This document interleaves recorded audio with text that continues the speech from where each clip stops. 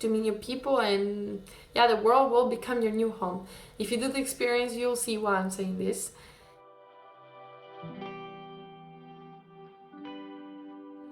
Another question, what should the family pay for you and what not? I think this is one of the most important questions, and I want to go over it really, really well. So in France, especially in the case of Paris, where there's a metro, and I know many au pairs, like their goal dream is to go to Paris, like me. So the family does have to pay for your metro pass. They should, that's like under the law, which is a student pass for 10 months, what I had. Well, you have your weekly salary, which you should be paid. I mean, you can arrange that with the family, but you should be paid weekly. Either you set a day, whether it's your bank account, cash. Yeah, they should pay you weekly, 80 euros more. That's up to you, but 80 euros. So Metro card, Metro pass, salary, and then, well, you technically don't have any expenses because the family should be buying for your food. I mean, if you're living like with the family, they should be buying all your food. I mean, you don't have to pay for water, electricity, anything like that because you're living with the family, so you technically don't have expenses. But if you're in a living out situation, like an apartment that a family offers to give you for you to stay, they should, I think, be giving you some extra money. Like I've heard of some girls that receive like 45 to 50 euros a week just for the weekly groceries, which I still don't think it's a lot. But that's something you have to talk with the family really, really well before moving in with them. So Metro Pass, your salary, and then another thing that is very important, once you arrive to Paris, they should put you into their health insurance. Like when you arrive to Paris, you have this website where I'm sure the family will help you do, but you have to register that. So the country, the government knows that you're there, you're like living there. It's like when you move to a new place and you have to register in the municipality. It's something like that. Yeah, so you should be under their health insurance. Okay, so those three things I think are the main ones. In case I'm forgetting anything else and somebody that did this experience, you please leave it in the comment or send me a DM or anything. It's just, I've been out of Paris for like 2 months, so, and I've been doing lots of things, so I forgot a little bit, and I did this process a while ago. But yeah, if you have any questions about that, send me a DM and I will do the research necessary to answer your question. So another question that I received was, talk about what I did on my free time. Oh my goodness. Okay, so I'm not gonna make a long one, but I'm gonna say on my free time. So I made a group of friends that I know, and I know they're maybe watching this.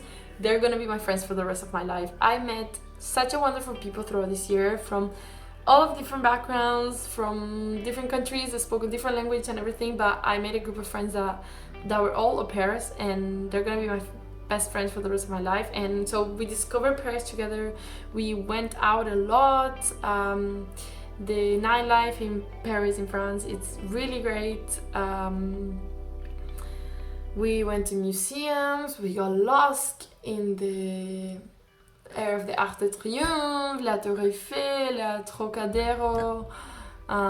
We walked lots on Champs-Élysées. It's just, you get lost in the city of Paris. It's such a beautiful city, it's big, there's so much to do, so just go into cafes. I would even take a book to the park, go running, just, there's so much to do, and like, you're gonna want to be with your friends a lot because they're gonna feel like the closest thing to family at that point, and the family who you're with too. But I feel like because you're all au pairs and you can relate to so many things, trust me, you'll have so many things to do and they will come up as you go, and you'll meet new people, and there's parties and events. So yeah, I did lots of things during my free time. That's why I can't just say a specific one, but trust me, it's a great experience.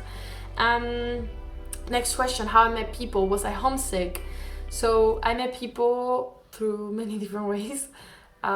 Just going out in bars and cafes. I met people through my au pair program, which that was like one of the main ways. So that's why taking like a language course, I think is really helpful, especially in an au pair course, because you meet lots of people that way that are in the same situation as you. I met people going out. I met people through people that I already had met. I met people through Instagram. I met people through Facebook. I met people through a lot of au pair WhatsApp groups. At the beginning of the year, this will happen for sure. If you become an au pair, there's lots of picnics for all au pairs. There's so many Facebook groups, like, and everybody is just there alone, first time, so everybody wants to meet people. So that's one of many ways that I met people. And then was I homesick? I was not homesick, me personally, because my mom was living in Spain, so very close. And then I already had moved from my home country when I was 13 and didn't see my family for many years. So the homesick concept with me doesn't really work. But definitely, I'm gonna say, when the corona situation started and when I had to quarantine there, definitely I miss my family.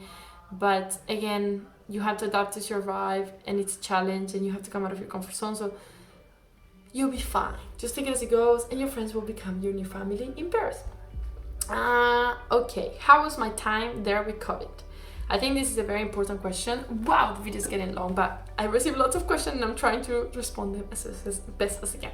So, how was my time with COVID? Okay, I don't know what's gonna happen in the world, to be honest. So maybe for the girls who are thinking of going to Paris, I don't know, you might have to quarantine again there with the family and in Paris, and you might not be able to go to your home country, or yes or no. But I had to do quarantine there with the family for 2 months, about 2 months. And so it was me and my 2 kids and the dad who was working at home. The mom wasn't there because she worked at a hospital. So she was staying in another place for like our own health, safety, and the safety of the kids mainly.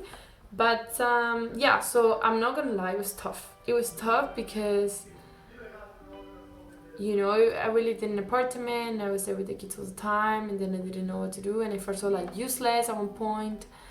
But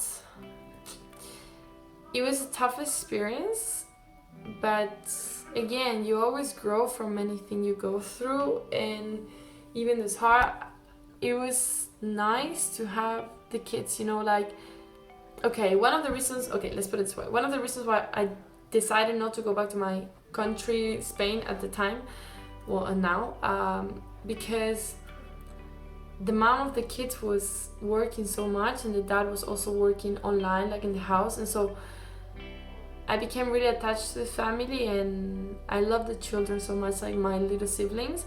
So no, even though it was hard for me, like, you're looking after 2 little kids, so I feel like you can't prioritize yourself in that case scenario, but I prioritized the kids. So I didn't want to leave. I wasn't going to leave because I knew the family needed my help. Even though if I wasn't doing as much as before, I knew they just needed me.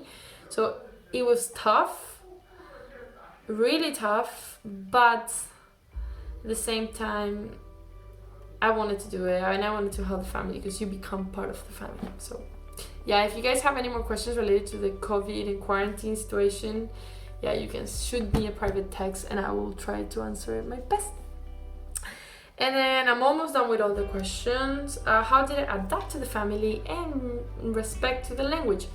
So I like the whole idea of living with a new family in a new country, going through the challenges and stuff. So because of my personality, it was like a bit hard in the way that when the parents were there, I never wanted to disappoint them. I didn't want to do or say the wrong thing. But I learned with time that you just have to be with yourself and they will accept you as you are. And I had really deep conversations with the dad and with the mom, even though we like had to try to understand each other in French. So just try to be open, like happy about where you are, because it's an opportunity that not everyone gets, and you get to be with another amazing family, learn about them, look after the kids, learn about the kids. Yeah, it's just, I got along really well because I tried to be open-minded and adapt to the way they are, because I'm in their country, as well as sharing about my culture and stuff. But you know, you have to try to adapt. So we had a great relationship until this day. Like, we send pictures and talk all the time. And language-wise, again, you just have to be open-minded, try to learn, challenge yourself to learn. This is a great year for personal growth. So, I mean, it was tough because there were times when I wanted to say something and I really liked talking and I couldn't. You just have to take a deep breath, Google Translate, or try to explain yourself as best as you can. And the kids will always be very willing to help you. They were like my little personal French teachers as I taught them English. We did speak a lot of French, but as I spoke to them in English, they taught me French, so you'll be fine, I promise. And then talk about my experience in general. I felt like answering all these questions. I talked about my experience, but I had a wonderful experience, really. It was great. I fell in love with the family. I fell in love with the country, with the culture. definitely some tips that I would give. So the next question is sort of like, what are some of my personal advice? So I'm just gonna like combine these two. I just wrote some things that I wanted to say to you guys and girls, but I'm gonna say this one because my scenario, because I'm a girl. Just if you're going from a country like Canada, Switzerland, Nordic country, or this is France, Paris is a big city, you have to be careful, be safe. It's better to be safe than sorry. So yeah, I mean the metro and all the things are really safe. I would not recommend to take a bus late at night, or you know, just these things that you have to adapt when you go to a new country. Paris is relatively safe, but again, it's a big city, people from all around the world, so just gotta keep your eyes open, be aware of your surrounding, be aware of what you're doing and who you hang out with and what you see. So yeah, that's one comment. And then I just wrote like, just do it. It will be challenging, of course, but you will learn so much about yourself and about what you want to do, about who you are, about what you want to do in life. You will appreciate so many things so much more, especially how hard it is to be a parent, but how amazing kids are. I understand that I wasn't a parent there, I wasn't a pair, but I spent a lot of time with the children, and I came to realize how tough it is to be a parent. Like, I just had like a little portion of what it is like to be a parent, because yeah, I was with the kids all the time and they would ask me questions, I had to take care of them, and it's a lot of responsibility. But I also love children, and I realized how much more I love children, even though when people would drive me crazy sometimes and not listen to screaming French to me, you still love them because they're kids, you know, and like you were there once. So definitely do it. You will make friends for the rest of your life. This one is one of my favorite things. I met people from all around the world, girls who like I'm gonna be spending Christmas with, like they're my family. I connected with their family through online, and definitely a fantastic experience. The world will become your new home. Paris is a big city full of people from all around the world, and from all around the world, and you're in the center of Europe. And if you are smart with saving up, or if you brought some extra money, or if you have plans of traveling in Europe, it's so accessible, it's so cheap. I don't know what's gonna happen with the corona situation, but if everything gets better, if you're able to travel here, really great way to discover the world and to meet new people, and yeah, the world will become your new home. If you do the experience, you'll see why I'm saying this. And then another advice that I would say is ask as many questions as you feel like asking your family. I said that before, but really anything, and tell them about yourself, about your true self and who you are. Really important. Honesty, you want honesty from them, you give honesty to them.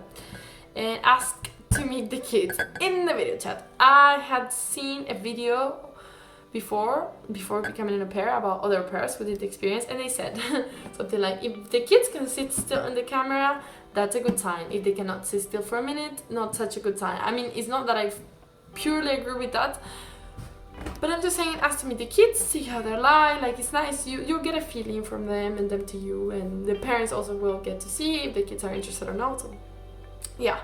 And then we video chat with the family a few times, and if it's possible, especially if you are around my age, well, now I'm 19, but at the time I was 18, get your family or your parents to meet the parents as well, so they see, you know, it's this girl is there with her parents, they're supporting her. But if they're not, I mean, just ask lots of questions, make sure that you know who you're going to live with. And then yeah, take some extra money for emergency, definitely would recommend that.